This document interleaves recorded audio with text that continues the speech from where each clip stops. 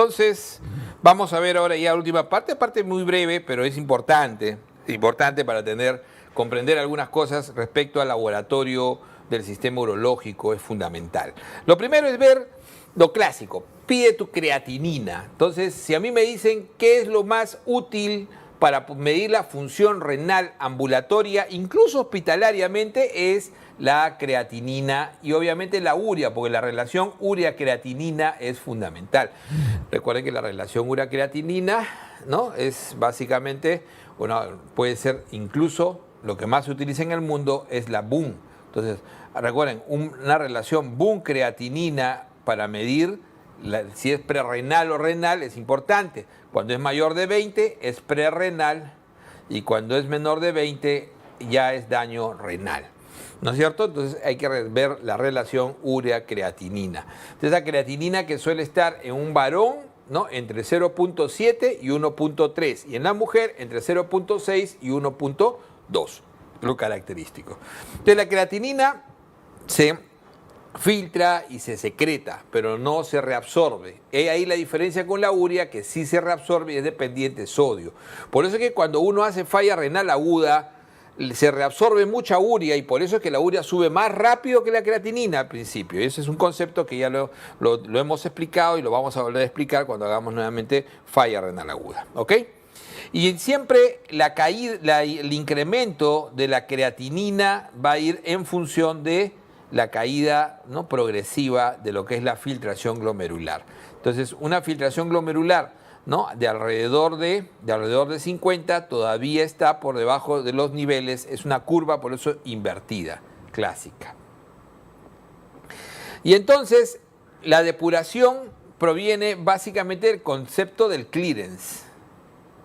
Del clearance, que es básicamente la medida de la filtración, ¿no?, de una sustancia por unidad de tiempo, por minuto, ¿no? Eso es el clearance de una sustancia. Entonces, cada sustancia se puede medir su clearance a nivel renal.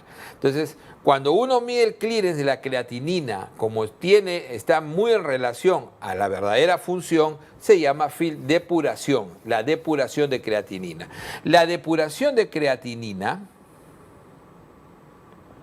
puede ser medida por métodos directos, como la orina de 24 horas, donde se va a medir cuánta creatinina se ha eliminado en orina de 24 horas y por una fórmula se va a hallar en base a la creatinina sérica, el peso, ¿no?, y la talla del paciente. Entonces, esa es una... ¿Cuál es el problema ahí? Son dos. Básicamente, la creatinina es dependiente de la actividad muscular, músculo y cantidad de masa muscular, ese es uno.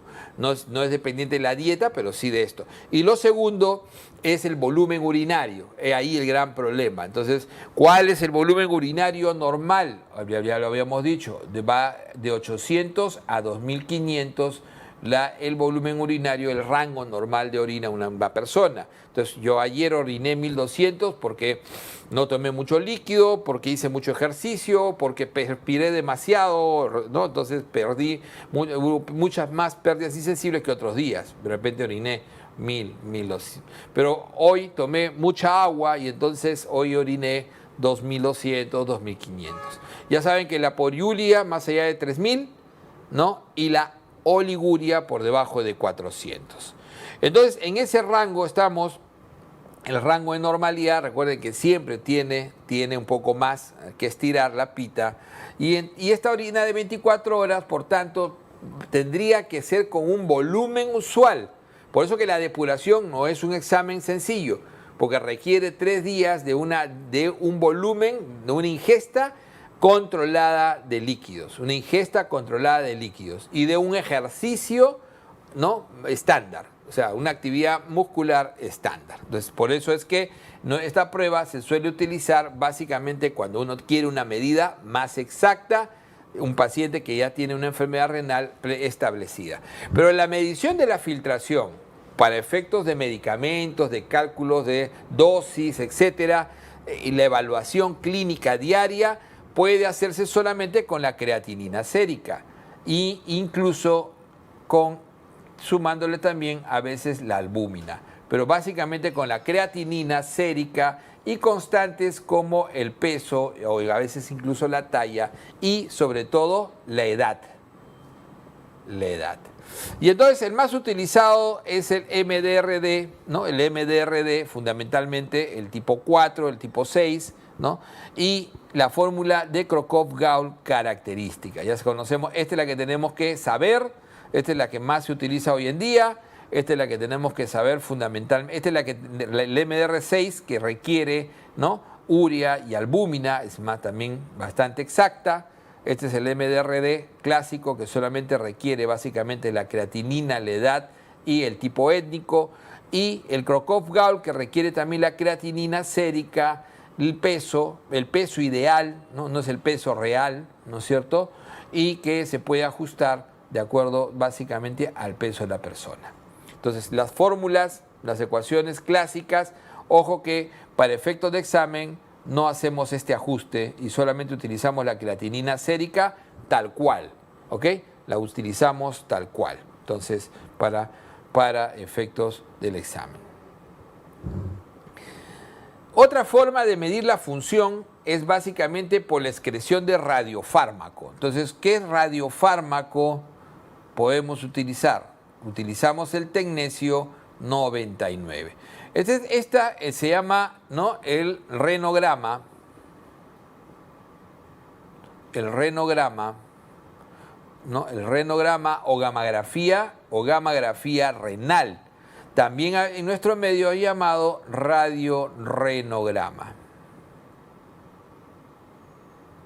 Tiene ventajas y tiene indicaciones. Generalmente los radiorenogramas en adultos son utilizados prequirúrgicamente para poder evaluar, ¿no?, la concentración y áreas del riñón que pueden estar poco perfundidas. No va a estudiar la vascularización, sino la perfusión, es diferente, ¿ok? Entonces nos puede definir, ¿no?, cómo está la perfusión en diferentes partes, o sea, mapear la perfusión en el riñón. Entonces, este es un riñón que capta y me puede dar la función porcentual por captación y depuración de cada riñón, cómo está el porcentual de la función diferencial. ¿Se dan cuenta? Acá el riñón derecho está solamente, y puedo diferenciar. Cuando yo hago una depuración, yo no sé cuál riñón está mejor.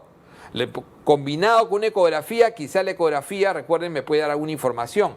Un estudio ecográfico, les decía yo en la clase pasada, ¿no?, me puede definir cómo está la relación córtico-medular. ¿Cuánto mide la corteza? Si la corteza es de 20 milímetros o más, es ideal.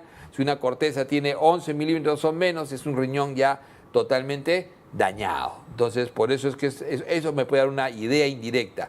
Pero este de acá es mucho más preciso. Entonces, me va a decir, este riñón tiene una función de 37%, mientras que el izquierdo de 62%. Me mide el tamaño más exacto y adicionalmente a eso me da una idea precisa de cuáles son las zonas de mayor función y cuáles son zonas que están probablemente con función muy disminuida, pues de zonas que se han isquemizado en algún momento, se han infartado. Recuerden que la circulación del riñón es terminal.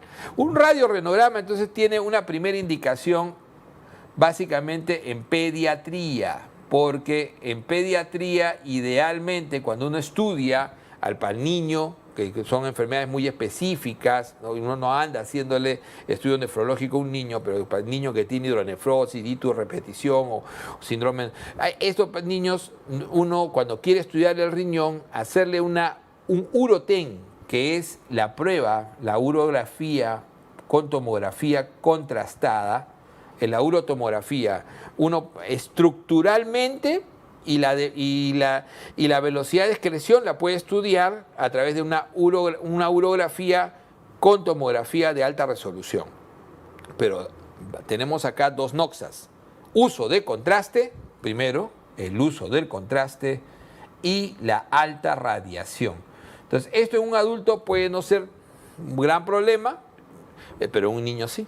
Porque recuerden que el niño, está demostrado, expuesto a radiación temprana antes de los 12 años, incrementa en la adultez neoplasias, especialmente de tiroides. Entonces, la exposición a rayos a un niño debe ser pensado 1000 veces Por eso es que el radiorenograma o el renograma con tecnesio 99 es de elección para el estudio morfológico, miren, estudio morfológico de perfusión y de función de un niño en pediatría. En el adulto es muy útil básicamente cuando el paciente va a ir a la parte quirúrgica, cuando el paciente tiene que ser nefrectomizado por algún motivo. Entonces, un tumor, un quiste, va a ser operado y queremos saber cuál es el área que mejor podemos preservar. Entonces, nos va a dar un panorama no solamente de función, sino de perfusión por áreas para poder tener una idea más clara. Entonces, mide perfusión y función al mismo tiempo. El análisis del ácido base es fundamental, el análisis de gases arteriales, ¿no es cierto? El análisis de gases arteriales. De los análisis de gases arteriales, nosotros sabemos que lo primero que uno mira es el pH, si es normal, si es anormal. Y lo segundo que uno tiene que ver siempre es bicarbonato y PCO2. Una manera rápida es ver solamente el CO2 y si este CO2 es normal o anormal, ver cómo está el exceso de base, si está alterado o no está alterado. ¿Ok? Entonces, esta es una manera, les traigo para que vean una manera diferente de evaluar. Sigamos, lo vamos a hacer por eso en rojo, con nuestra manera clásica. ¿Cuál es? 1, miro el pH, como habíamos dicho en algún momento, y 2, miro no solamente CO2, sino bicarbonato y CO2. Y entonces, cuando es acidosis, yo sé que un CO2 elevado es respiratorio y cuando es acidosis con un bicarbonato disminuido, eso es metabólico. Y cuando es alcalosis, yo sé que un CO2 elevado, es lo más frecuente, es respiratorio. Y cuando es bicarbonato elevado, este es alcalosis, es disminuido, disculpen. Vamos a borrarlo.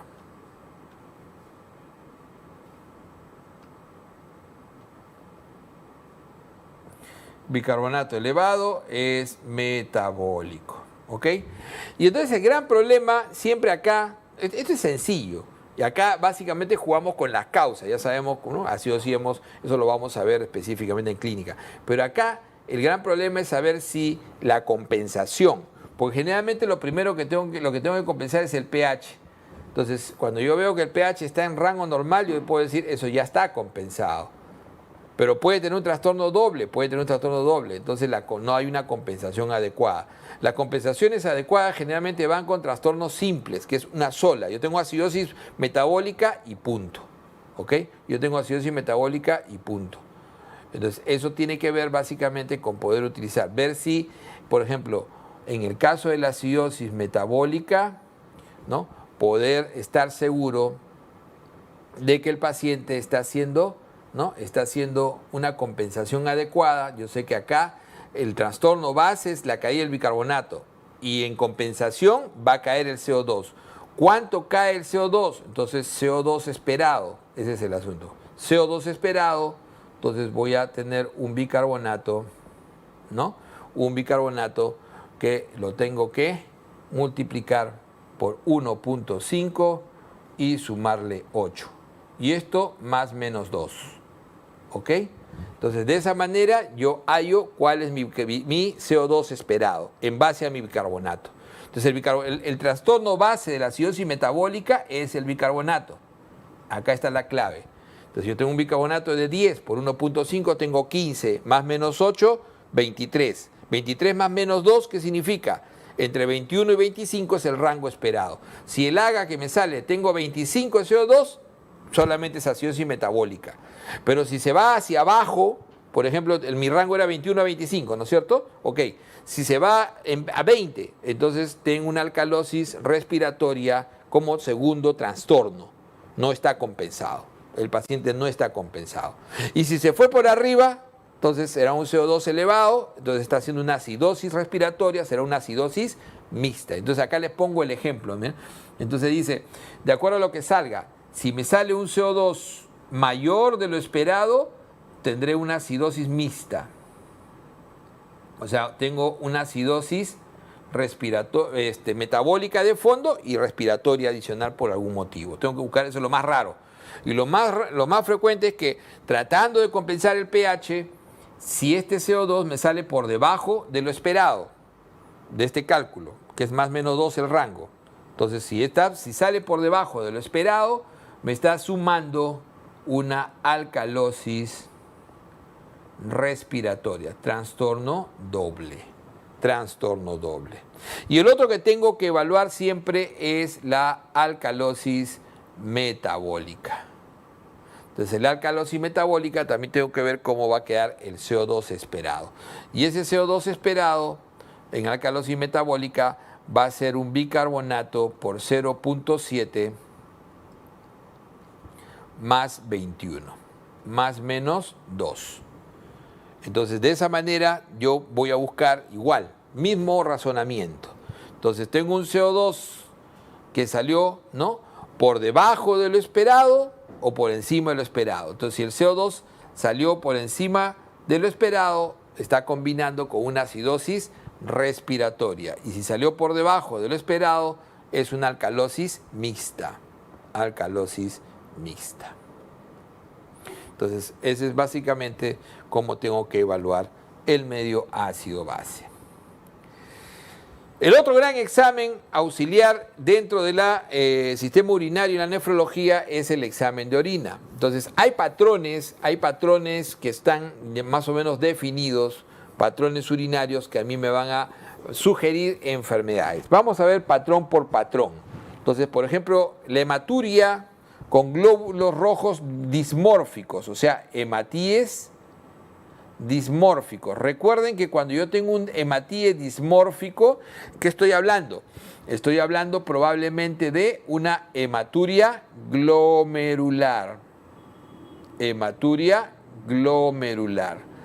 Entonces, si tengo 20% o más de dismórficos, 20% o más de dismórficos, hematuria glomerular. Pero si tengo este hematíe dismórfico, en realidad es un acantocito, y tengo más del 5%, solamente 5% de acantocitos, también ya está definido como hematuria glomerular. Otra manera de definir la hematuria glomerular es que tenga, los moldes se refiere a los cilindros, ¿no es cierto? Molde o cilindro, es una manera de llamarlo también.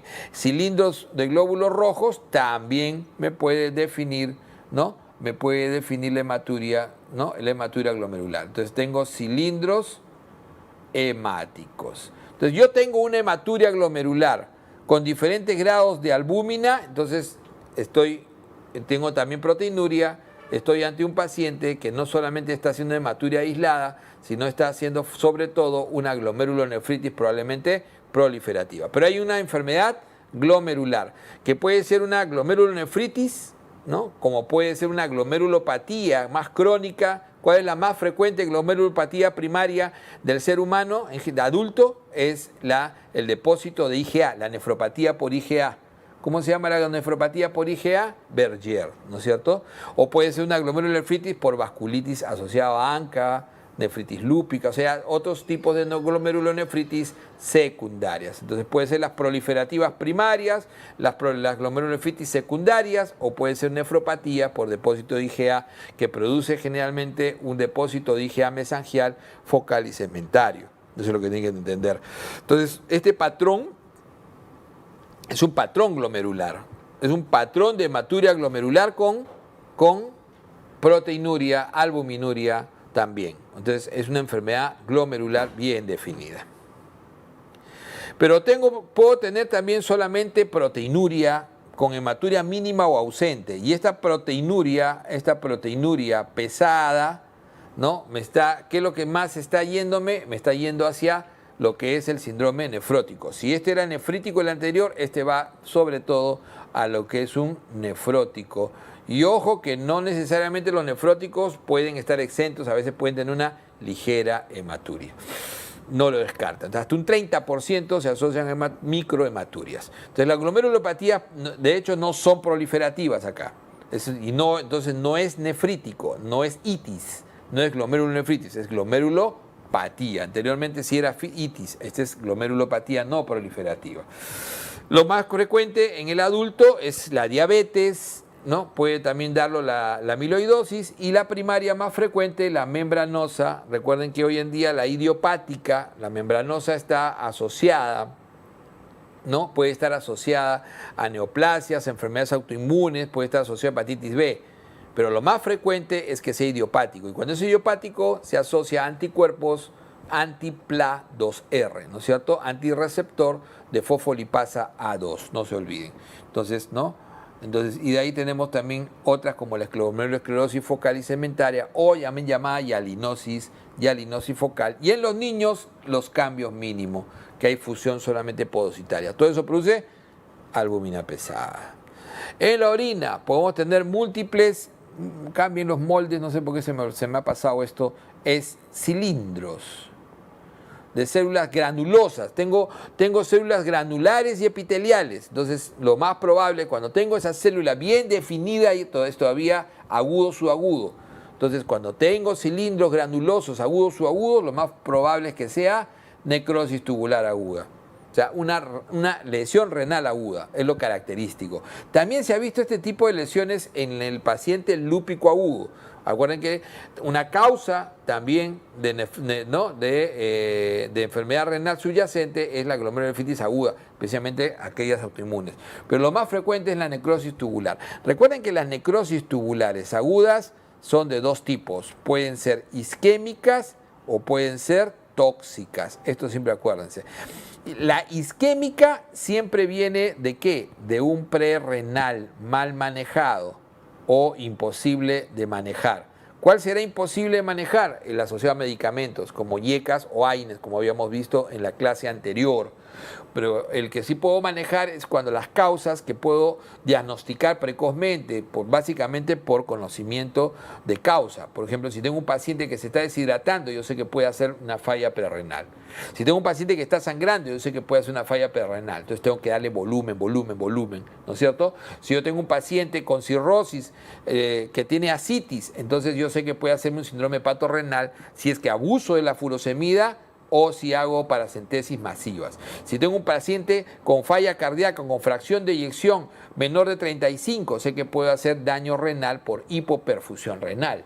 Y entonces ese paciente tengo que manejar bien esa falla cardíaca. ¿Se dan cuenta? Síndrome cardiorrenal. Entonces los prerrenales mal manejados pueden hacer daño ya necrótico y necrosis tubular aguda isquémica. Mientras que la tóxica, recordando que los tóxicos básicamente son endógenos o pueden ser exógenos, ¿ok?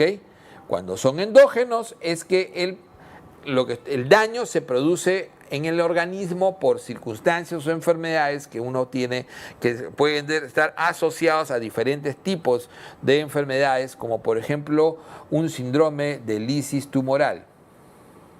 Entonces, un paciente que tiene un cáncer y un blastoma, neuroblastomas, hemangioblastomas, que son de crecimiento tan rápido que las células mueren en tan cantidad que la lisis de células libera a gran cantidad de potasio, ácido úrico, de fósforo, y ese fósforo hace que baje el calcio. Entonces, ¿qué voy a tener? Hipercalemia, hiperuricemia, ¿no? Hiperfosfatemia e hipocalcemia. Esa hiperuricemia va a formar cristales, y los cristales en el túbulo colector, miren, pregunta, túbulo colector, ahí es el daño, van a precipitar esos cristales y producir falla renal, necrosis tubular tóxica final.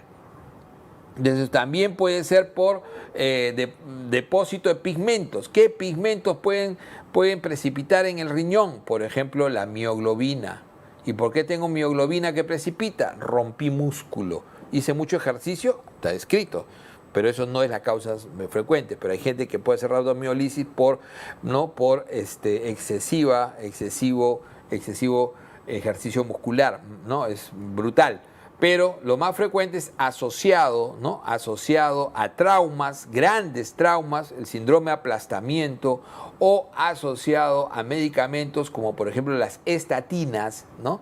Las estatinas, efecto adverso de estatinas a dosis altas, el síndrome de aplastamiento o crash síndrome, y también incluso cuando hacemos proteolisis. El paciente con cetoacidosis diabética hace proteolisis. Algunas enfermedades virales, el COVID se ha descrito también rhabdomiolisis.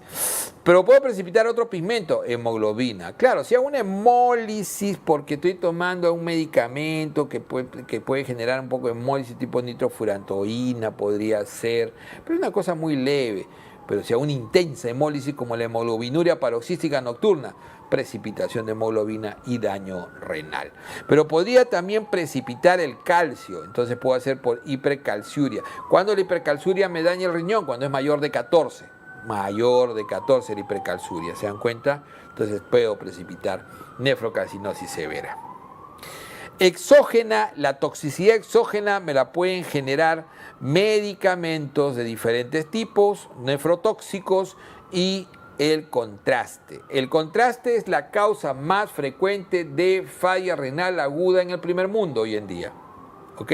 Entonces, esta causa, porque se utiliza mucho contraste en los estudios, ojo que las tomografías, salvo la pulmonar, la gran mayoría abdominal, pélvica, ¿no? Son útiles básicamente si tienen contraste, o sea, el contraste le da gran utilidad. ¿Ok? En la pulmonar solamente se usa contraste cuando uno quiere ver captación de nódulos fundamentales o quiere hacer una angiotomografía. En cambio, en abdomen y pelvis es fundamental hacer con contraste. Entonces, las tomografías contrastadas en una emergencia son muy frecuentes y el contraste es una sustancia hiperosmolar que puede dañar el riñón. Entonces el contraste isoosmolar es el ideal para disminuir ese rango. Mientras que en medicamentos, recordad que los medicamentos más nefrotóxicos como los aminoglucósidos, los platinos y otros medicamentos menos nefrotóxicos, pero en cada rubro hay medicamentos donde ninguno es nefrotóxico, como por ejemplo los macrólidos, las tetraciclinas.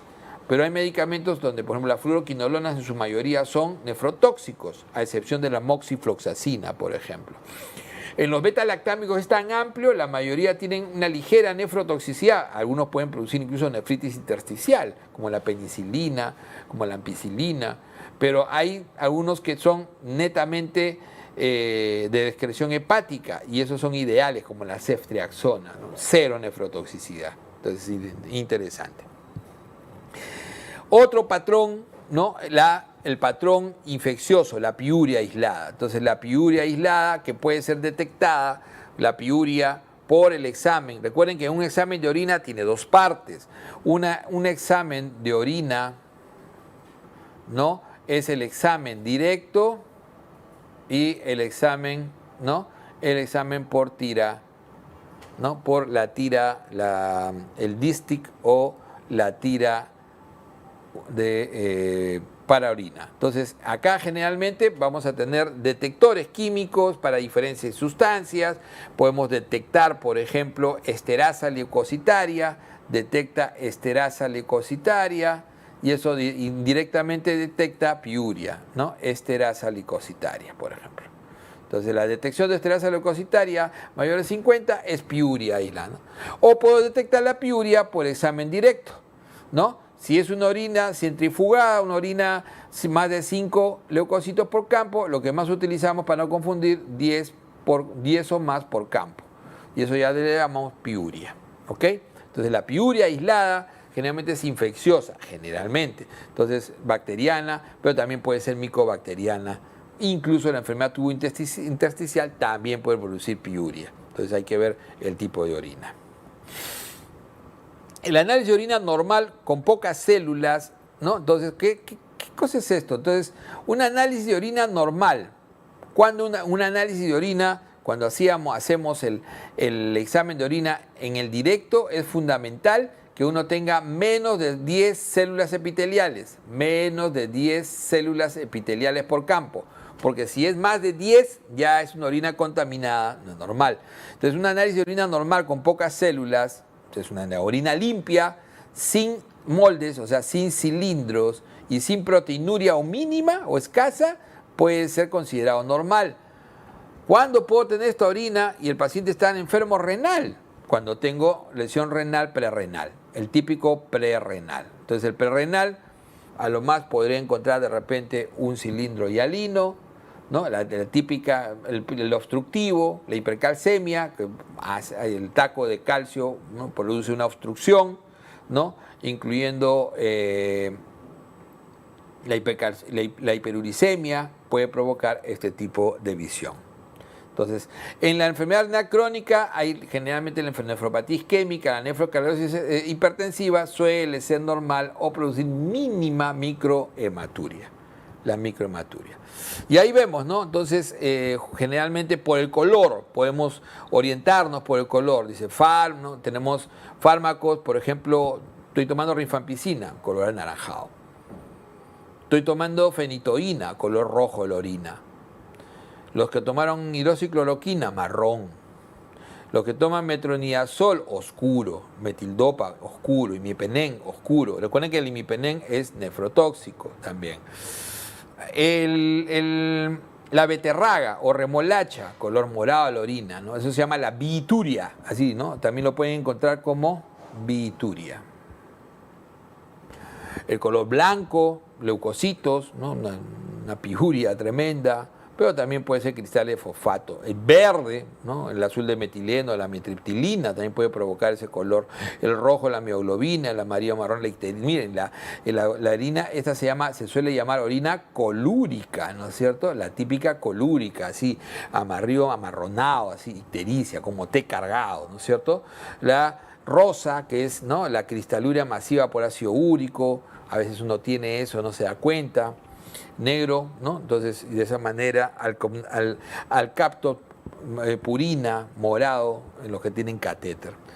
Proteínas, como decíamos, usualmente la microalbuminuria está en función de la creatinina. No lo solemos decir, pero la microalbuminuria no es cualquier detección, es en función de la creatinina. Y se puede hacer en orina de 6 horas como de 24, la microalbuminuria.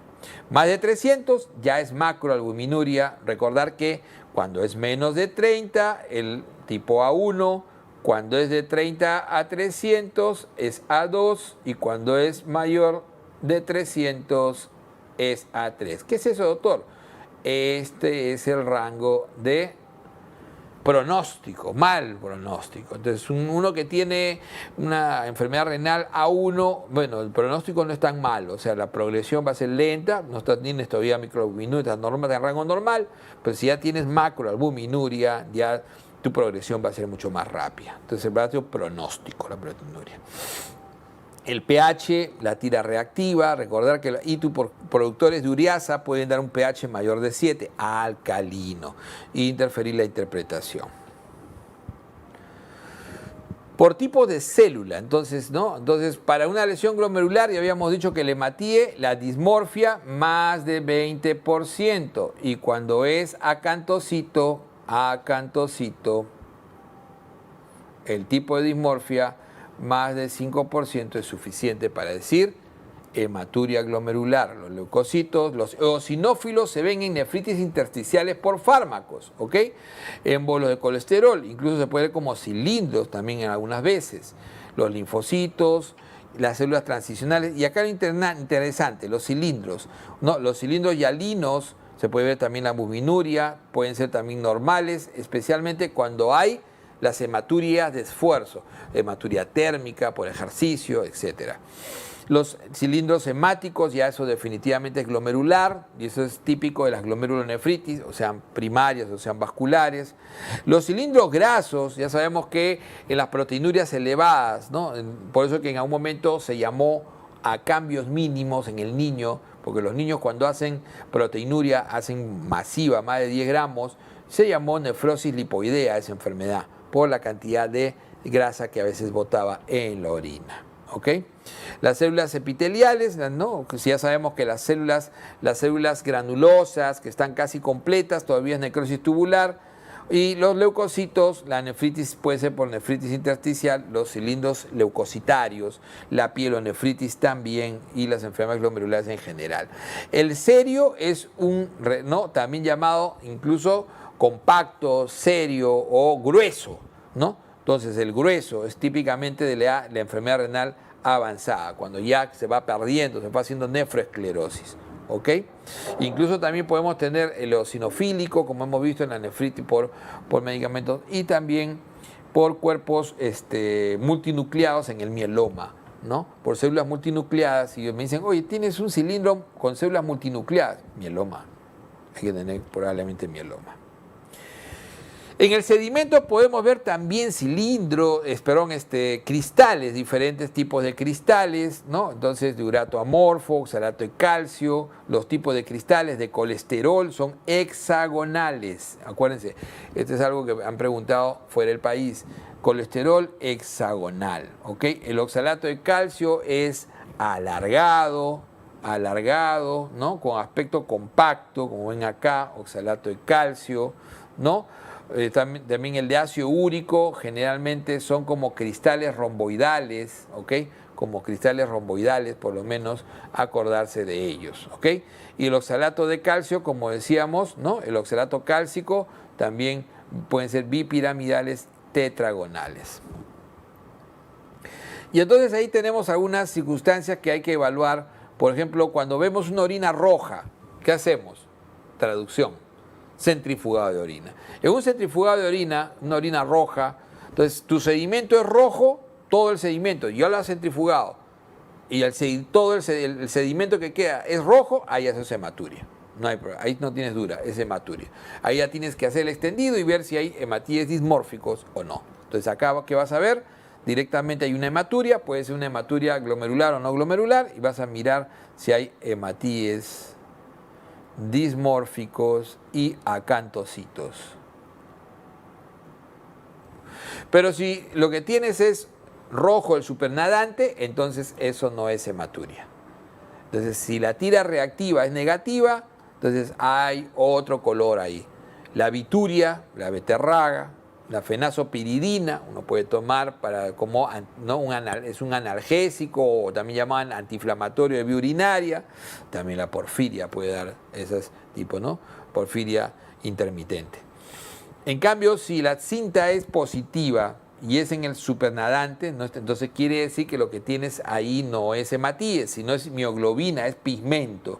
Y ahí tienes hemoglobina. Va a depender si el color del plasma es claro, mioglobinuria, y si es rojo, hemoglobinuria. Ok. Las hematurias, como decíamos, pueden ser glomerulares, son la maligna o las familiares, como la típica Alpor. Esta es la maligna. Mientras que la benigna es la típica, ¿no? Lo que se llama enfermedad de membrana basal fina. ¿No? Familiar hereditaria benigna es la enfermedad de membrana basal fina. Este es un también llamado Alpor abortivo, o sea, las glomerulares. ¿Ok? Alpor abortivo. Entonces, esas son las familiares.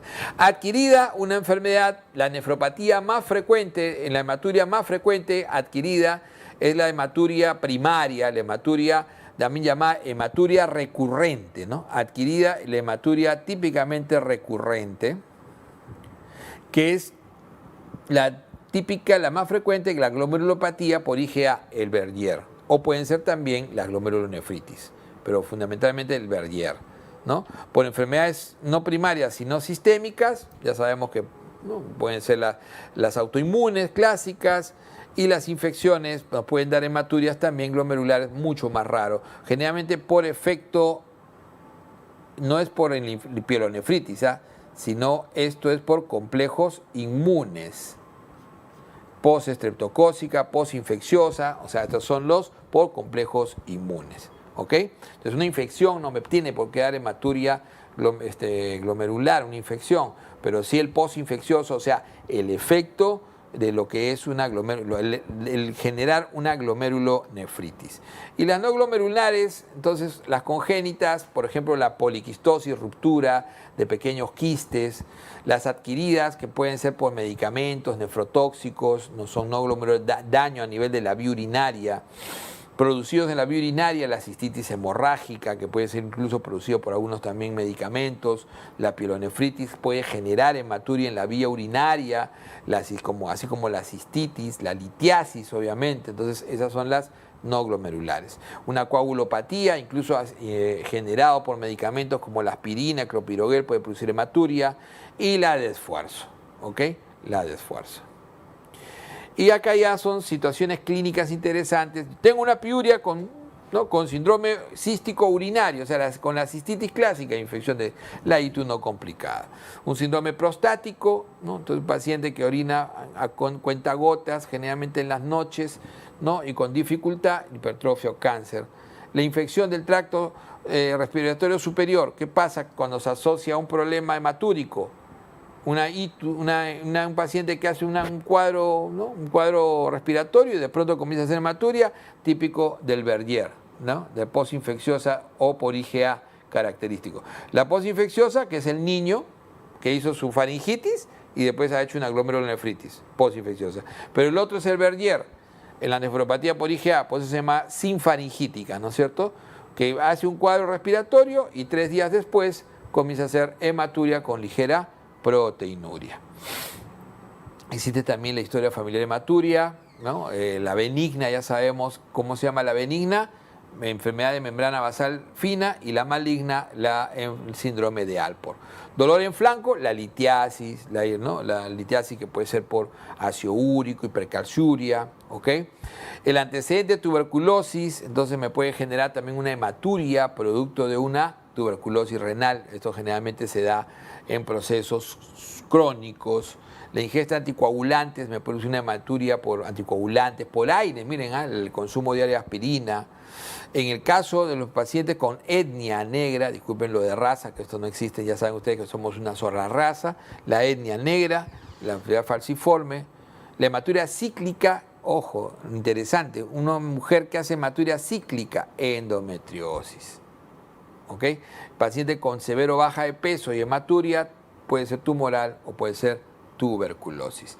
¿Cuándo debo biopsiar a un paciente? Siempre que la enfermedad sea glomerular. Entonces, síndrome nefrótico. ¿Cuándo un síndrome nefrótico es fácil de diagnosticar? Diabético, con evolución clásica. Acuérdense que una nefropatía diabética ahí va con la retinopatía, de evolución lenta, entonces tiene sus características, ¿no? Y el otro, cambios mínimos. ¿Para qué le hago a un niño de 2 a 8 años que hace proteinuria clásica, albuminuria, con su ascitis y todo lo demás? Eso es, entonces ahí no.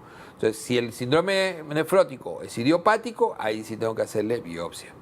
Las alteraciones urinarias asintomáticas, tengo una hematuria o microhematuria persistente, sin causa, tengo que hacerle una biopsia renal, ¿no? O si la hematuria recidivante macroscópica, el síndrome nefrítico, o sea, nuevamente el estudio de daño glomerular, ¿no? La falla renal aguda de causa no clara, o sea, no tengo prerrenal, no tengo medicamentos, no es tóxico, entonces tengo que definir las otras causas, ¿no? El hecho incluso estudio vascular y también es negativo. ¿Qué me queda? Que sea una glomerulonefritis o que sea una nefritis intersticial. Entonces tengo que hacerle biopsia. Y también el IRC siempre y cuando la depuración por lo menos esté por encima de 30. Y entonces esto es lo que habíamos dicho y habíamos visto, negaturia, bituria, no olvidarse del centrifugado de orina. Entonces, eso es básicamente lo que podemos ver, como evaluar todo el sistema urinario, ¿ok? Entonces, creo que hemos podido alcanzar todos los aspectos de lo que es el sistema urinario nefrológico. Ok, gracias.